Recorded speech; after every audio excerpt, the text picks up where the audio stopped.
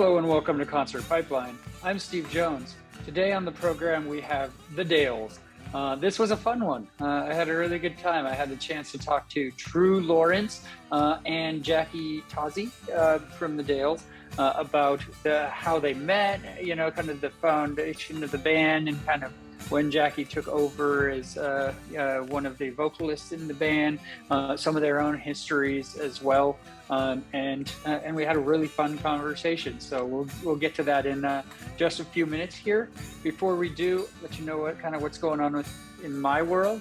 I'll tell you, the kids started school last week, and there's been changes through that. It's interesting to see my daughter actually kind of transform into someone else, like overnight, literally overnight.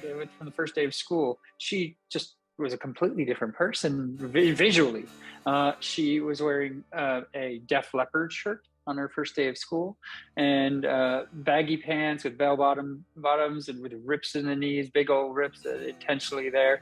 And apparently she had that plan. She got that from those clothes from, her mom, and her stepdad hemmed them up the pants, I guess, and everything. I don't know what was going on there, but there were subsequent days where there were different band shirts like Nirvana. And so this is, persona she's driving. And I got to give her credit because she made friends on the first day of school. She was so proud. 2 different friend groups that she became friends with at her new school. And that's great. Something I was never able to do at her age, right? So I was super proud of her for that. And she has friends to bike home with from school and everything. So she's growing up, and it's crazy. It's really different. My son also started at a new school, and his school is a block and a half away from where we live. It's really close, but there were challenges there in terms of building up his comfort and confidence with walking to school and using the crossing guards as support, making sure he's focused on traffic and where everything is at there. And that's been a long process building up to the point where his mom bought him a phone, a flip phone with the old numbers where you had to go like CCC, A, TT, or what have you, to spell the word cat. You had to type multiple times on the same letter. So that sort of thing. So I'm going to have to teach my son how to text old-fashioned style on this phone. He still hasn't got it yet, but we put our contacts in there and a couple of close family members, so he can be on the phone walking home and feel comfortable that someone's there with him, even if we're not physically walking home with him. So he's just started doing that to the point where he's on his own with that. So big transition for him, starting in a new school, new class, but he was super nervous up front going to school too, but those nerves have diminished. He really likes his class and classmates and his teacher, and everything's going swimmingly on that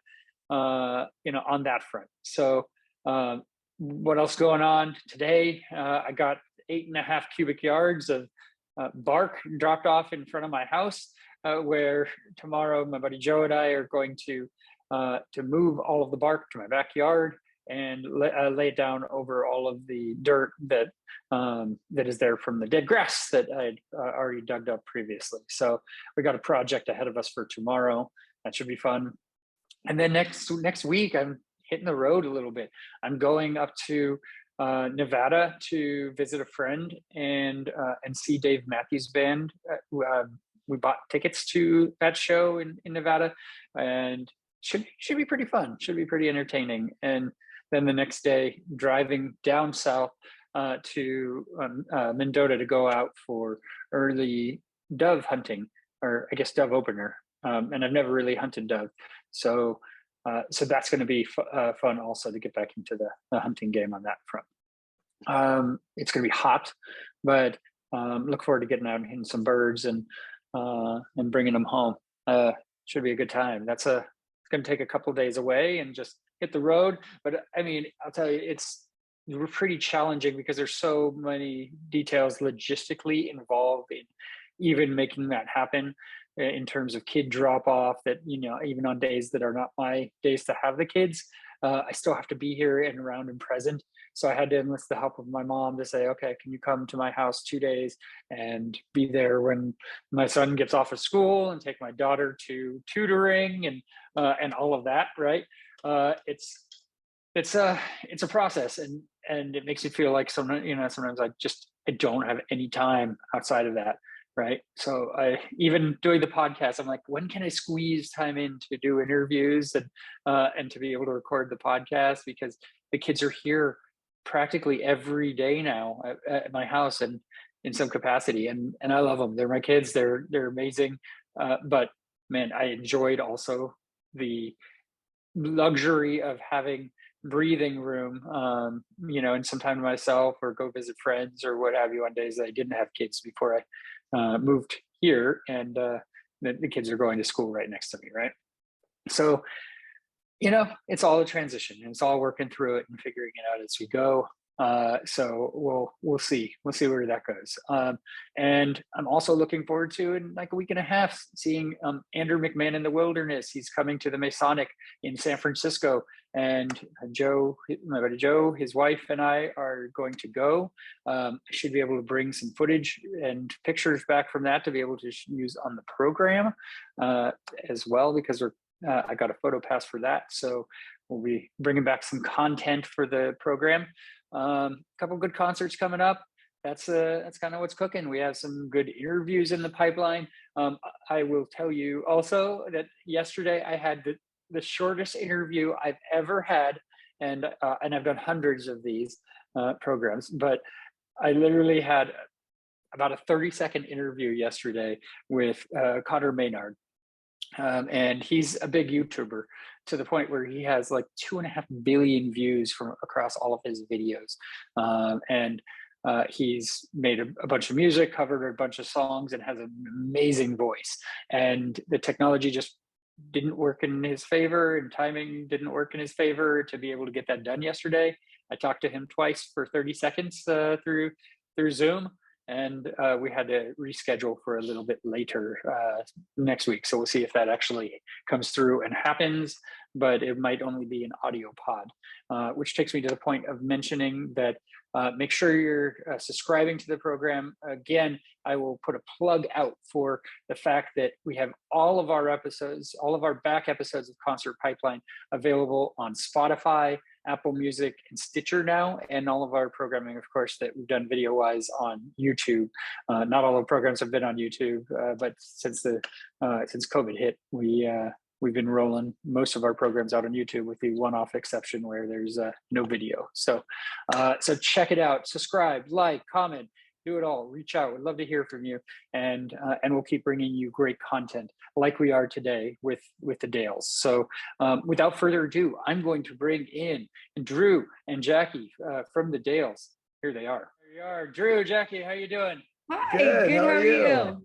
Hey, doing really good. Thanks for taking the time. I appreciate it. Sure. Yeah, thanks for having us. Yeah, you are on tour right now, right? Yes. Somewhere between Boston and Washington, D.C. Right in the middle. We have our off day, and then we'll be in D.C. tomorrow. Nice. What does the off day look like? What do you have cooking? You know what? It's not a bad off day. My parents live on the beach in Jersey, so we had like a little beach day. It was just like a nice little beach day. Hung out, read. It was great. Spent time with family. You did some work. I did a little run on the boardwalk this morning. That was lovely. And then I had a nice little date lunch with our other bandmate Preston at Whole Foods, which was splendid. Nice. Do you get out and run every morning? Is that something you like to do? Yeah, this was my fifth 5K of the tour. So really? trying to do it healthy style this time around. So you do actual races while you're on tour? Oh no, just with myself. Or just a run. Okay. That works. I was like, you have to plan the tour out around the 5K race, right? That would be something to write about. That would be. Like, I know we're up all night driving the van and everything, but I got to get out to that race in the morning. Burning that candle at both ends. I feel. So Yeah. Well, thank you for taking the time. I appreciate it. I'm looking forward to our chat here. I know we have a lot to talk about with the new album coming out, and I want to start by kind of diving into a little bit about how you two met and came together, because I know there's an interesting story there that involves a hot spring. Yes. It was, I guess, almost 4 years ago. Drew was vacationing in Mammoth and I was doing the same, and we found ourselves in the same hot spring. And one of his buddies was trying to pick me up. He was trying his best. He was failing. He was failing. He was trying. Didn't succeed. Okay. He did not succeed. And you don't have your phone. We don't have reception out there. You don't have your phone on you. And I started talking to them about how I was really interested in getting into music, but I didn't have a connection necessarily. And his friend kept being like, "Oh, you gotta get in with Drew. You gotta get in with Drew." So Drew gave me his email address, and I put it in my head. And 9 months later, I emailed him. Or no, it was a year later, I emailed him. I finally worked up the cojones and emailed him. And then 9 months after that, he responded to me. And so it was like this very long, drawn out, weird situation. And we met for a writing session, and it was immediate chemistry. We just kicked it off. Yeah. But we both, so Drew, do you have a 9-month delay in all of your emails, or is that just Yeah, I can't believe I can't believe that she even responded to me, because it was I think it was at least 9 months. But I mean, I was driving back to Mammoth, and it hit me when I was driving by that hospital. I was like, oh shit, that girl emailed me like a year ago, and damn it. And so I got up there, and I think I emailed back I'm like the biggest piece of crap in the world, but I would actually love to do a session with you if you're still interested. So it took us 2 years to get from the hot springs into the studio, but the hot springs to the studio, I like that. It was a long commute, but you got there, right? Yeah. And so before we kind of go forward, let's kind of go back to your childhoods and kind of musical influences there. Jackie, I know you were never in any other bands before. Tell me about kind of, as a kid, what did you listen to growing up? What were your parents musically inclined at all? Oh man. I mean, my family so big in music.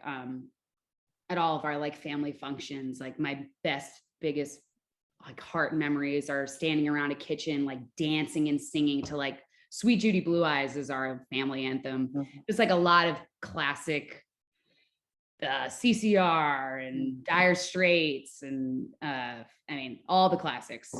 And but me personally, I loved soul and these big powerhouse females like Ari Lennox and Sade, and my range kind of goes all over the place. Lake Street Dive right now is somebody that I'm in love with, that I think Rachel Price is just amazing. She's somebody I aspire to be. Yeah. And kind of all over the place musically. I also was I loved musical theater, when I saw Wicked for the first time at 9 or 10 years old with Idina Menzel, I erupted in chills. So that's a long-winded answer to your question, but I'm sort of all over the map, but always had that dream as a kid to perform and sing. You just always wanted to be on stage. I know from you said, I saw an interview, you said 5 years old or something like that. You had that energy and that want to be in that. I mean, when you were a kid and they asked you what you wanted to be, I was like, I know I want to be a performer. I want to perform. Yeah. That's just in my blood. Yeah. Well, how did you get into, I mean, this isn't about the band, but how did you get into the TV and all of that, that you did their movies? I did theater. I was a theater major in college and did a lot of after school, moved to New York City and did a lot of off Broadway productions. And I took a trip out to California and was thinking about transitioning to immersive theater or film television. And so I just, the cliche way, I moved out and slept on a girlfriend's couch for 4 months and found a job in California and got into a really cool immersive theater company and then met some people through that. And I also grew up in like a surf beach town, and am very like in with the surf culture. So I knew some guys out there that were doing some on-camera work. So between immersive theater and on-camera stuff with Surfing Magazine and the WSL, that's kind of where I did my on-camera and on-stage work. Yeah, I saw some of your surfing videos and some other videos that you happen to do also. Gene and Yogadara. You found Gene? Yeah. Are we gonna see her this trip? Doesn't she she hang out on the boardwalk? Oh, she does. Cokes She does. She does. She should make an appearance. She should. Do you have her outfits handy? Or? Funny you say that. I have an outfit of hers upstairs on the 3rd floor. The only thing I don't have is her wig, but there's ways of getting that wig from the West Coast here. You can make that happen. Yeah, absolutely. Yeah. Yeah. It's pretty clever. It's a good character. I like it. Thank you. Yeah. So tell me a little bit, Drew, about your kind of upbringing with music and what was going on in your household when you were a kid. Oh yeah, well, when I was growing up, my dad had kind of eclectic tastes too. He's a straight guy that jammed ABBA blasting off the turntable all day, every day. So like, I was, spinning around the Dancing Queen when I was a kid. Look, the Foo Fighters brought it back. It's cool again, right? So yeah. Simon and Garfunkel was big in our house. So maybe that inspired my love for harmonies. And they were Bee Gees. Sorry. Yeah, the Foo Fighters was Bee Gees. I'm sorry, I was thinking ABBA, but carry on. Okay. Billy Joel was played a lot in the house growing up, and then when I was 13, I heard Eddie Vedder on the radio for the first time singing "Daughter," and I grew up outside of Seattle, and it was just like a life-changing moment for me when I heard his voice. And that song, singing from the perspective of a young girl, the storytelling and the lyrics and just the authenticity of his voice. I just knew, like, at that moment, I was like, I have to be a singer-songwriter. Like, that was it. And so I kind of tried to be Pearl Jam from then. And then I went into college, and I had a band that sounded an awful lot like that. And then, but then I got exposed to all sorts of styles, going to Berkeley up in Boston. And I mean, I played jazz. I got into like Stevie Wonder. Our friend Will, who we just recorded a song with him in his studio in Boston, really got me into Southern rock for the first time. I discovered like the Allman Brothers, and Chuck Leavell on the piano became a big influence for me. Black Crowes, all that stuff. And and then I had to recover from music school because I had been exposed to so much I didn't really even know who I was as an artist at the end of it. And but yeah, I think got into Neil Young and CSN and really Brandy Carlisle. When I went to high school with Brandy, and another Mammoth trip. Mammoth keeps coming back. Another Mammoth trip. I was in the pop world writing pop songs for other artists for a long time, and I was ready for a change. And I was driving up to Mammoth. This is before our Mammoth trip, and I heard "The Eye" by Brandy Carlisle on the radio. I didn't even know it was her. I heard those 3-part harmonies, and I thought, oh my God, I love this vibe. I want to do a project that sounds like this. And I didn't even know it was her. And then the DJ came on and said it was her. And 6 months later, Preston and I were up in the same studio where that song was recorded with the same producers. And last year, Jackie was there with us in that same studio, and we recorded our new album there with the same producer, Jerry Streeter, who works with Brandy to this day as one of her sound guys, and also has had production credit on her albums. And anyhow, that's a long-winded way of how I got from 13 to today. Hey, we have time. We have time here, so we're good. It's all about the stories, right? So, so you mentioned Jerry Streeter. You worked with him on both of your albums, or is it the EP as well? The EP we did on our own, and that's the first time we have Jackie's vocals. That was back in 2019, and Jackie is featured on the Easy Times EP. We did that one ourselves. Preston and I both produce. He's a much better engineer and mixer than I am, but I claim some ability to produce a little bit. And anyways, so we did that one on our own. But I think last year we really wanted to just get into an environment where we could just really be together for a couple weeks and collaborate and not have the distractions of our lives. And so Bear Creek seemed to be the perfect environment for us to kind of go back to, or to find that space. Yeah. So tell me about working with Jerry Streeter. Like, what's the dynamic like? What does Jerry bring out of you? That man is magical. He's just, it's funny, you looked over knowing that I was going to melt when you asked that question. He's just, I don't know. He's the best to have at the helm. I just feel like he knows, he's an observer of humans and how they interact, and he knows what each person needs. It feels like he takes care of all of us in such a special way. And I don't know, when it's easy, it's magical. There's so much of a relaxing demeanor to everything that he's doing, but he gets things done. I don't know. He's just the man, right? He's the man. One thing that blows my mind about Jerry is, as somebody that's always, trying not to be distracted myself, he can stay so focused for like 16 hours straight, and he's just on it. And he's so aware. And even when you might be having a little small talk in the back, you don't think he's listening to every single word you say, and he's mixing a record at the same time. His brain is just one of those multifaceted brains, but I think he brings out a calmness, and he's authentic, and he's not gonna settle for anything that he thinks is slightly cheesy. He's going to speak up about it, and he's just not going to do it unless he feels like it's authentic. He's got like the kindest heart too, just on top of it all. He's a good man. And he just became father like 3 weeks ago. So. That's cool. That's cool. It changes everything, fatherhood. I tell you, like nothing's the same after that. So tell me about Preston and kind of the dynamic in working with him, because you've been making music with him for like 15 years, right, Drew? Oh yeah. I mean, I don't even know if I know how to do anything without Preston at this point in my life. Me neither. He's amazing.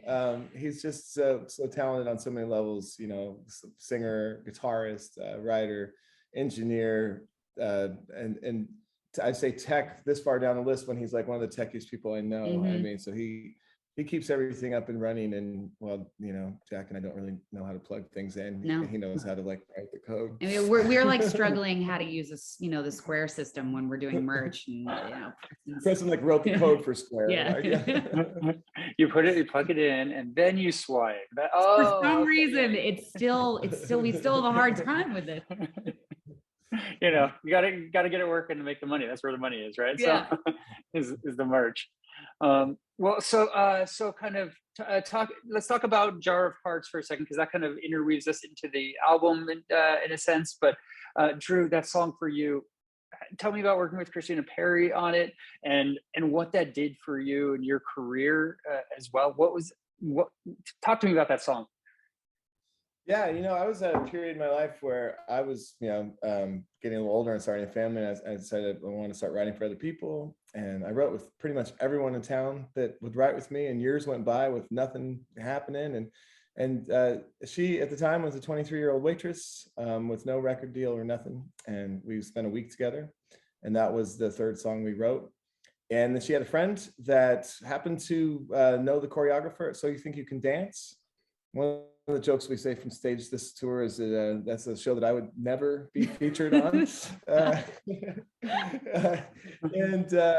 Anyways, it charted. It was the craziest thing because they put her name on the TV. People around the country went and bought the song. And this is back when there was still iTunes. You could, and so it charted with no radio, no record label, and nothing behind it.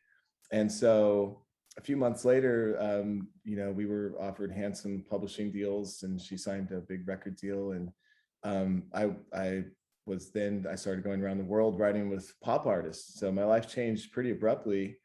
And it was an extremely fun and exciting time. I learned a lot. It was also extremely humbling and competitive. And and so I got, you know, like probably like 7 or 8 years of that world and that hustle where looking back on it now, it was just a great time to really just kind of learn. I got to work with a lot of people that were much better riders than I was, and kind of learn from some of the best, and met a lot of great people and met other people, and it was a heck of an experience. But I think that's maybe the thing I take from it the most, is that it got me that chance to really grow as a writer. That's probably what I take from it the most, is having all that experience for all those years. Yeah, I was looking, and I saw the video on YouTube, and it's 412 million views, which is just insane. You're right, like for any video, I mean, they have almost half a billion views, and so I mean, bringing it into the album, you guys have it on this album. How do you guys go back to that song? What was the idea behind bringing it onto this album? I think just kind of having our interpretation of it, and bringing in the 3 parts and having Jackie's voice on it, and imagine it more of an Americana setting. We part of that song is actually a part that I wrote, is the bridge in the original, that's a little bit gothy. It's a little spooky and dark, and we don't do that part in our version, so it's just a little bit of a different interpretation of the song. Americana twist. Little Americana twist, yeah. Yeah, and that's one of the cool things about your band too, is that you each bring a piece to the puzzle. I mean, to your musical style, and it interlaces in a way that, you know, isn't very typical. Like, you can change off singers on songs, and your passion for different types of music, Drew, with you being like country rock, Jackie, you're the soul, right? And then Preston is classic rock, and it all comes together into this beautiful feel, you know, for your style. How did that blend for you guys as you were determining what the sound looks like, especially with Jackie taking over the helm, you know, in the band? I think that's actually something it took us a couple of months to work out, just getting to know each other in the beginning, and knowing using each of our influences to marry together in something that felt really nice and comfortable. And I feel like it happened very organically. Yeah. Just after, you know, a couple of years of getting to know each other. And I think, I don't even know how to say this, but like, you know, somebody telling you have to do something a certain way, and us all, and me not feeling like I want to do something a certain way, or be told I have to do something a certain way. And knowing that we could take all of our influences and create magic out of all 3 of our influences. Yeah, it's kind of like the business side telling you, well, what are you? We want to put you in a little box. I mean, it's that cliche story, right? They want us to know exactly what it is, and for us to kind of like commit to, like, being an Americana band, for example, or for whatever style we're doing. And I think what's really fun about our new album is that it's kind of our non-commitment to anything. Like, we're just like, if we feel a little soulful, we're going to get a little soulful. And if we feel like rocking the F out, we're going to rock, you know, and we're going to, you know, it's just fun. And I think that because we draw from so many styles, that's kind of, that we did an album, which is the album that we would want to listen to, which has all these styles, and it keeps us kind of entertained and anyhow. So yeah, and you finished the album back in December. I mean, I guess we should say the name of it. Multi Trick Pony is the new album that comes out in September, right? It's September 23rd. So like, you finished it back in December, and have been just kind of sitting on it since then. Like, I mean, how does it feel to kind of be at this point where it's almost coming out and coming around full circle? Feels pretty wild, because I mean, we're still right now actively working on things. I feel like it's never really ever done, right? But really exciting. I mean, actually, it kind of feels surreal that in a couple of weeks it will be a full album that's dropping. Yeah, we've been getting mixes back, and we've been using Brandon Bell, who mixed a lot of Brandy Carlisle stuff, and it's been pretty exciting. I mean, we're seeing the songs really come to life in these mixes, and so we're at that stage now where we're just kind of doing little mini, you know, edits, sprinklings. But I think especially playing the album live, it's just been fun. So much fun. Yeah, so we're just excited to share it with people, and yeah. When you were in the studio kind of working on it, were you thinking about how this will parlay live, what this will feel like when you bring it to the live audience? Yeah, I don't even know if I really. I feel like subconsciously this album was almost done to enhance our live show, to make our live show more exciting, to have more energy. So we were, in a way, I think subconsciously thinking very much about the show. About the live show itself. Yeah, and which is why the album was played live with Mark Piccarello is the drummer for the Screaming Trees, and he played on the album with us up in Seattle. And Jeremy Lightfoot, who's just awesome, sweetest, most amazing, and just a dope bass player. God, he's sick.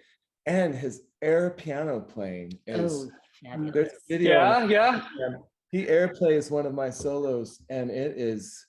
You want to talk about performer? He's intense, huh? Yeah. Well, it was somewhere between Chris Farley and Animal from the Muppets. Yes,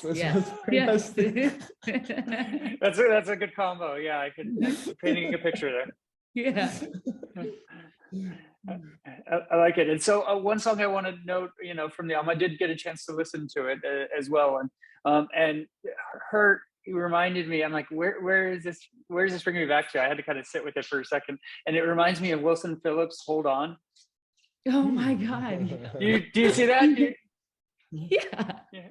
Right. Yeah. Like, I'm sure that wasn't intentional in any sense, but no, it was not. You're like, oh, is it too late to change? No, no. But like, as you're kind of creating it, do you kind of see these influences in any sense in the music that you're creating? Like Wilson Phillips in particular, or just not in particular. Like in every song, it's always Wilson Phillips, right? we went from Pearl Jam. Was it Pearl Jam you said earlier? To Wilson Phillips, yeah. Emulating. Hurt. You mean like just in general throughout the album? Is there just a general, yeah. Oh. Yeah. Yeah. Yeah, I mean, like we have some like a little bit of Tom Petty and Springsteen influence on like songs like All In, or No Saints, and then Hold Me Back. What would that be? I mean, there's almost like some Black Crows, and what would the when you sing it though, what does that remind you of? Like, I don't know, something, but I'd need a few minutes. Like Come Back Together, I always think about like Wolfpack. When we were thinking about the production of that, I had like Wolfpack in my head. Oh, Steve, you haven't heard that one yet. No. The secret addition to the album. Yeah. Okay. No, I have not heard that one, but it's you're going to be adding a song onto the album. Everything that I've heard is sticking with it, right? Yeah, they're probably just have some things that aren't mixed yet in your link, so they'll come to life a lot more in the next few weeks. But yeah, I like it. And for you, Drew, like when you're kind of going back to Marie, your first album with the band, and kind of to this new kind of chapter, what does that look like for you in terms of your process of of writing? I think it's just kind of like having a wider spectrum of styles that we can work with now, without kind of being beholden to the folk Americana rock thing. And then the lyrics are drawing, because we're collaborating more, so the lyrics are drawing from our collective experiences together, and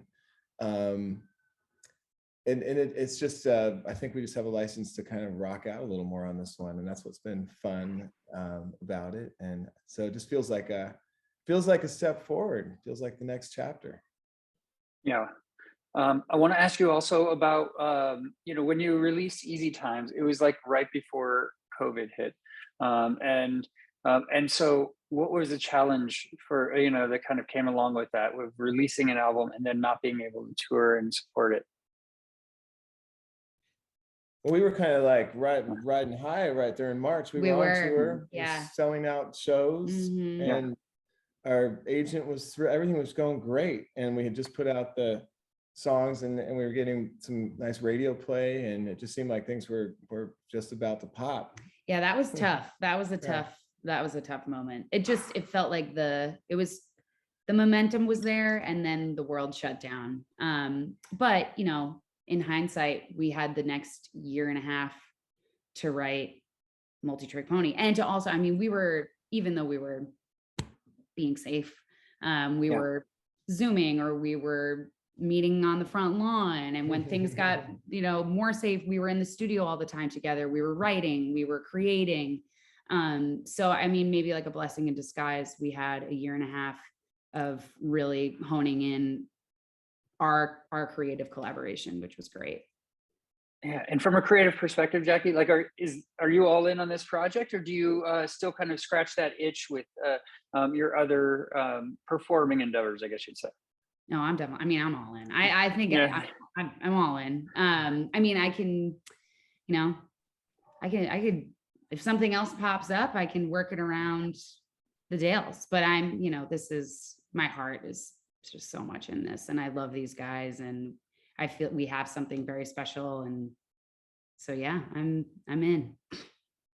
I like it. So tell me about how the live dynamic has been. I mean, in terms of the audiences and being able to play some of these new songs live and get out, playing on tour. Well, last night was really, everything's been great so far. But we were really grateful last night that we had a sold out show for Boston, and playing for a crowd that we've played for a couple of years now. And yeah, having just like getting the feedback of everybody really loving the new material and returning after seeing us, just like building these markets. It feels great. And I mean, maybe I'm this like crazy optimist, but I have this feeling like the whole tour is going to feel that way. Yeah, last night was cool because we were just so surprised there were so many people we didn't know there. Oh, yeah, that's like, nice too, when it's not just friends. It's like, you were here are you sure you went to the right venue? Like, did you know where you were going? And anyhow, so that was really, really special. And so there's this sense of that we've been doing this for a while, but there's a sense that there's maybe a bit of traction that we're starting to get. And that it's working. Yeah. You had a chance to support Marc Broussard on tour, and tell me about that experience. I mean, I've interviewed him a couple of times, and he's awesome. He's a great live performer also. And what was it like going with him? He's such a nice guy, and the camp he travels with, everybody that he travels with is so easy to work with and so much fun. That was a great opportunity for us. And also these beautiful halls and theaters that he plays in. I had never played in venues like that before. I just felt so grateful to, especially for 3-part harmony, like the Tarrytown music. Yeah, we got spoiled by that. And totally. His fans too were so awesome because they were supportive and they were there early. They watched us. They gave us a lot of great support, and it was just really a positive experience all the way around. And he's such a seasoned performer. It's a really great experience for us to just see somebody who's been doing it for so long and is so comfortable and just working the crowd. It's inspiring for us to kind of learn from him a bit and take some cues. And so he's definitely inspired us and influenced us for our performance. Yeah. Well, as we went out, what does the rest of the year look like for you? I mean, do you have a lot more touring planned? I mean, once the album's out and everything? Yeah, we go after this tour. We're in Arizona for a little one-off show September 1st, and then we'll be Pacific Northwest. We're going to do Portland, Seattle, Chico, Talent, Oregon. Don't forget Talent, Oregon. Yeah. I was trying to find somewhere. Portland and Chico, and so got to have a place to stop there, because it's a long drive. And then hopefully, or can I talk about you?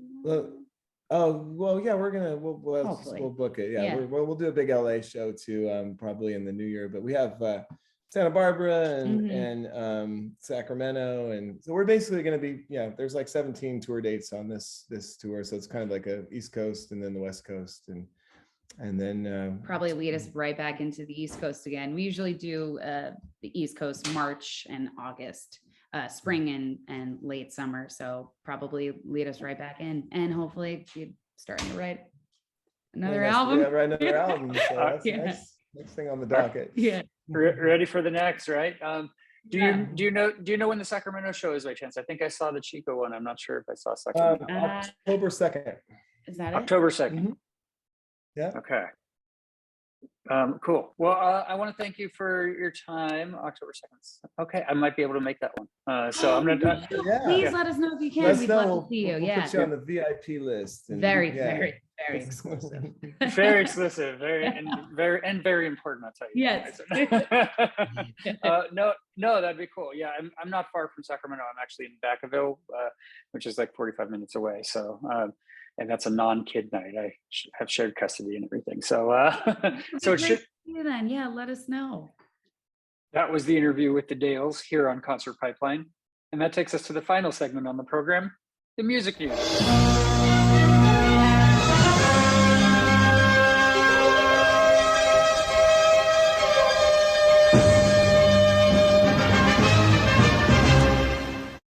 All right. I have a couple of stories to wind out the program. What's going on in the music world? Only the most important and relevant news is hitting today. And of course, that's got to start with Snoop Dogg. He's launched a new animated children's series called Doggyland. It's led by a cast of dogs that teach kids about social and emotional skills through dance and song. It was formerly titled Doggyland Kids Songs and Nursery Rhymes, but it's available to watch on YouTube and YouTube Kids. Snoop is partnering with an Emmy-nominated creator of kids franchise Hip Hop Harry and singer-songwriter October London. And so Snoop Dogg said, as a father, grandfather, and longtime youth football coach, it's always been important to me to build positive and educational environments for all children. We want to bring our show to YouTube and YouTube Kids, which provides free access to everyone so all the kids can enjoy it. And he said, I've always wanted to create a kid-friendly series that lets kids be kids and is truly representative of the culture with everything from the music to the characters. When I started to build my team, it was only right to partner with Claude, who created the iconic series Hip Hop Harry, which built the blueprint to diverse kids programming, and October London, a talented singer and songwriter. There's 4 episodes that were made available at the show's launch, with subsequent episodes airing every Tuesday. So Snoop is doing it all. Britney Spears, don't hear about her a lot in terms of music, but she feels overwhelmed as she prepares to return with new Elton John collaboration. And so she's ending her 6-year hiatus to release a new collaboration with Elton John. They teamed up to make a song called Hold Me Closer, which includes an interpolation of the chorus from John's 1971 classic Tiny Dancer, and is out now. And this is Spears' first material since her most recent album, which was 2016's Glory. And so she took to Twitter, she wrote, "Okie dokie, my first song in 6 years. It's pretty damn cool that I'm singing with one of the most classic men of our time. I'm kind of overwhelmed. It's a big deal to me. I'm meditating more and learning my space is valuable and precious." She said, "I'm learning every day is a clean slate to try and be a better person and do what makes me happy. Yes, I choose happiness today. I tell myself every day to let go of the hurt, bitterness, and try to forgive myself and others to what may have been hurtful." So if you're a Britney Spears fan or Elton John fan, or you love the song Tiny Dancer, it might be worth checking out that song from Britney Spears that she rolled out. So there's another recent classic rock artist that is making bank in terms of selling their back catalog, and that is Pink Floyd. They're set to make £400 million, through this sale, and they follow in the footsteps of Neil Young, Bob Dylan, and Bruce Springsteen, who sold the rights to their work over recent years. And so they were selling their whole catalog, with that being the prices they were looking at. The Times has reported that the private equity group Blackstone is battling with major labels, Sony, Warner, BMG, and more to seal the deal. So this sale would include Pink Floyd's songs and master recordings. It comes after they reunited earlier this year for a new song, Hey Hey Rise Up, their first original material since 1994's Division Bell album. I did not know that they had made new material, so I'll have to check that out. It was released to draw attention to Russia's invasion of Ukraine and to raise funds for those affected by the war, with all proceeds from the song donated to Ukrainian humanitarian relief.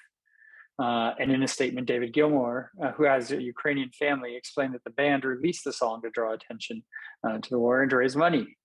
We want to express our support for Ukraine, and in that way, show that most of the world thinks that it's totally wrong for a superpower to invade the independent democratic country that Ukraine has become.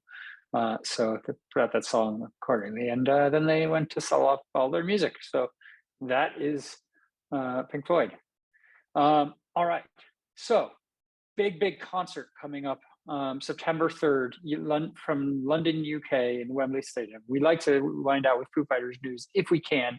This is some of the biggest of the Foo Fighters news, and that is the Taylor Hawkins tribute concert. There are two concerts, one in the UK and one down south in Southern California, that's happening at the end of September. And so the Taylor Hawkins tribute concert is presented by the Foo Fighters and the Hawkins family. It includes performances from Travis Barker, Nandi Bushell, the young girl who had the drum off with Dave Grohl and gained massive stardom and partnered with so many rock bands.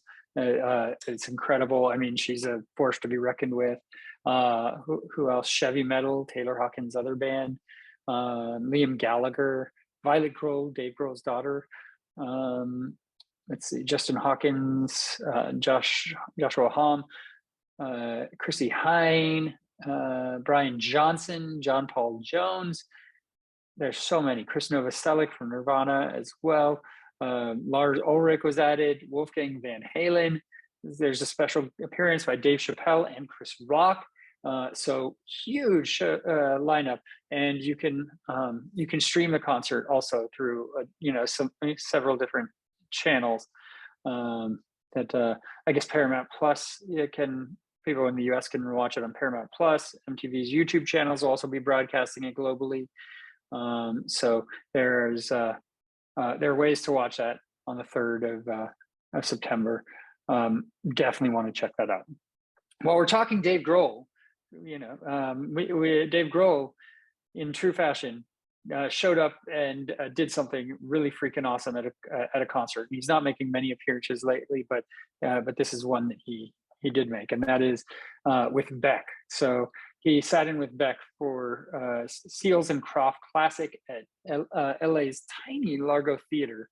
I mean, I haven't been to the Largo, but it seems like a pretty small place for a performance. And he made one of his first public appearances since the March death of Taylor Hawkins. And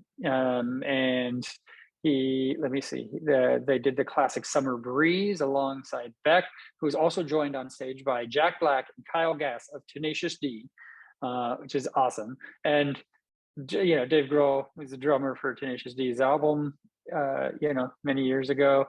They played The Devil in their music video, and producer Greg Kurstin, who was in the the Hanukkah Chronicles, or I forget what the name of the songs were, but all the songs that Dave Grohl did over Hanukkah several years back, and then they played at Bottle Rock together, and there's video of that on Concert Pipeline's YouTube page. We're one of the few to have video of that performance where they performed all 8 songs that they did over YouTube live. So and then also John C. Reilly, musician and actor, as well. So big old show. It was put on by Judd Apatow. So of course he's going to bring everybody together, and anybody wants to be part of whatever it is that Judd Apatow does, right? So incredible cast and performance, and would have been cool to see live. So that's what's going on in the music world. And also that is our show for today. So I want to thank you for tuning in. Appreciate it. And next time on the program, we'll either have Connor Maynard, or I believe Haley and the Crushers might be on the program. We have a couple things in the works. So thank you for tuning in and liking and subscribing.